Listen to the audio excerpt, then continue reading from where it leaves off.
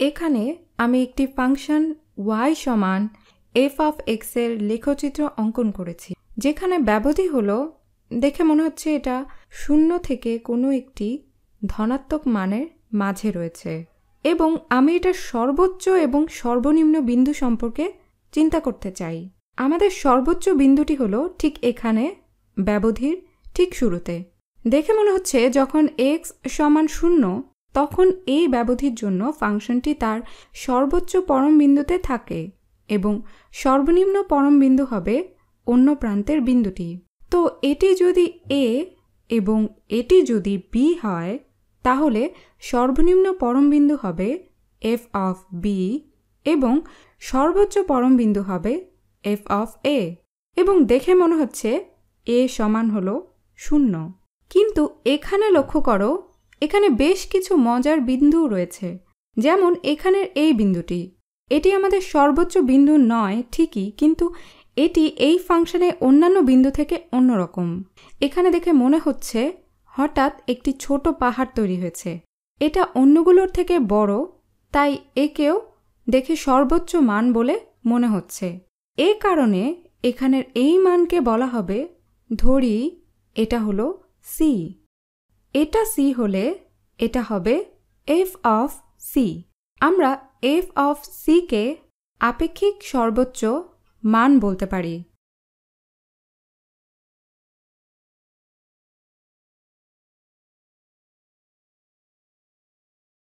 এবং আমরা একে আপেক্ষিক বলছি কারণ এই ফাংশনে অন্য এমন মান আছে যেগুলো এর থেকে বড়, কিন্তু c এর কাছাকাছি x এর মানগুলোর মধ্যে f of c সব থেকে বড়।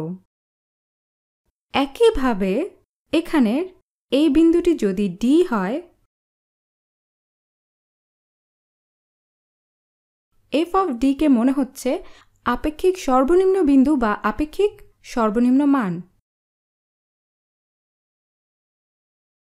f of d হল আপেক্ষিক সর্বনিম্ন মান। এক্ষেত্রেও প্রদত্ত ব্যবধিতে এর থেকে নিম্নমান রয়েছে এবং এই ব্যবধির পরম সর্বনিম্ন মান আমরা পাব x সমান b তে। কিন্তু এটি আপেক্ষিক সর্বনিম্ন কারণ এটা আমরা যদি d এর চারপাশে x এর মান লক্ষ্য করি, সেই মানগুলোতে ফাংশনের মান d এর মানের থেকে অপেক্ষাকৃত বেশি।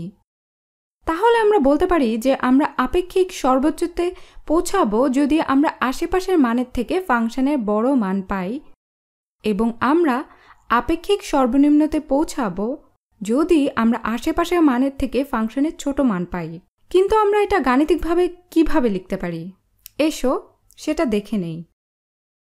তাহলে আমরা বলছি f of c হল আপেক্ষিক সর্বোচ্চ মান।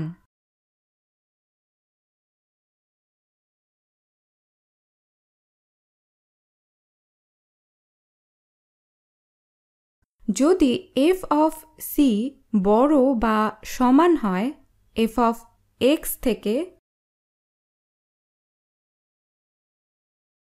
যেখানে x এর সকল মান যেগুলো c এর কাছাকাছি সেগুলো গ্রহণযোগ্য,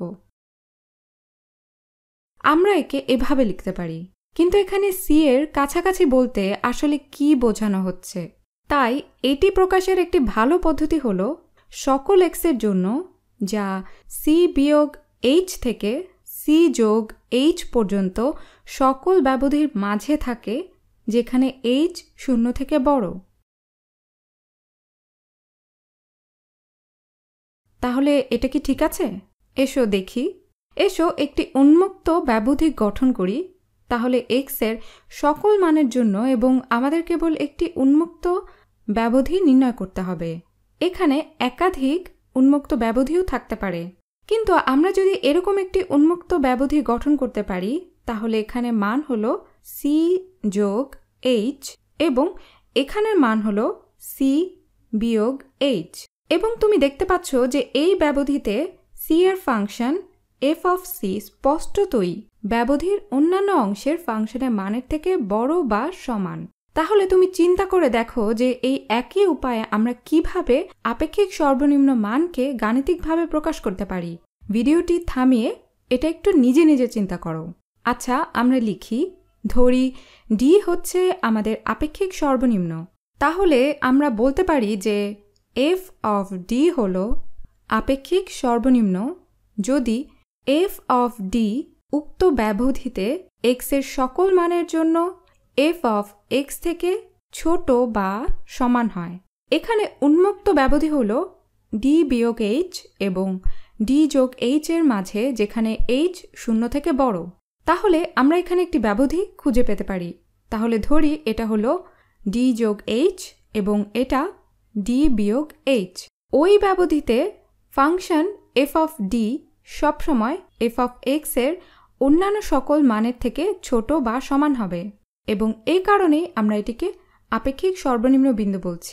তাহলে আপেক্ষিক সর্বোচ্চ পাওয়া যাবে তখন যখন ফাংশনের মান সি এর আশেপাশে এক্স এর অন্য মান থেকে বড় হবে, এবং আপেক্ষিক সর্বনিম্ন পাওয়া যাবে যখন ফাংশনের মান ডি এর আশেপাশে এক্স এর অন্য মান থেকে ছোট হবে তখন।